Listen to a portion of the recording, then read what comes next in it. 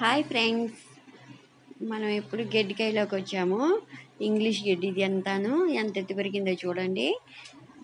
ఈ గెడ్డి కాయ పక్కగానే జామ చెట్టు వేసాము, కొంచెం పెరిగింది, ఇంకా కాయలు కాయలేదు. అదైతే ఇది టెంకాయ చెట్టు, ఇది కూడా కొద్దిగానే ఎత్తు పెరిగింది. ఇది గెడ్డి వాము అండి, ఎండి గెడ్డి వాము. మోపులు చుట్టేసి వాములాగా వేసాము, వర్షం పడుతుందని పట్ట కప్పేసాము.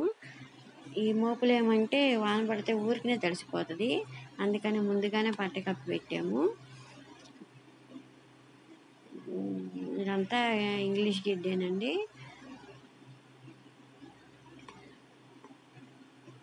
ఇక మొత్తం ఇంగ్లీష్ గెడ్డికాయే. అది అక్కడి నుంచి మాత్రం కొంచెం మేపేరు కూడా ఉంది. మేపేరు ఇంగ్లీష్ గెడ్డి రెండు కలిసి ఉంటాయి. ఇప్పుడు ఇది కొయ్యాలి నేను. టైం 4 అవుతుందండి సాయంత్రం. ఇది నేను సాయంత్రం తీసింది. ఎంత కోస్తానో చూడాలి. కోసి అంతా పువ్వులు పెట్టాను.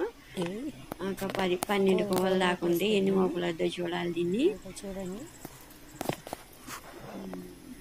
చాలకపోతే మళ్ళీ కోస్తాను. ఫైనల్గా మోపులు కట్టేసాను. 3 మోపులు అయింది. మీకు ఈ పచ్చగడ్డి అంటే, ఈ గడ్డి ఇలాంటి ఇష్టం ఉన్న వాళ్ళు ఎవరైనా ఉంటే సబ్స్క్రైబ్ చేయండి. 5:30 అవుతుంది. ప్లీజ్. 4 గంటలకు వచ్చి బాయ్.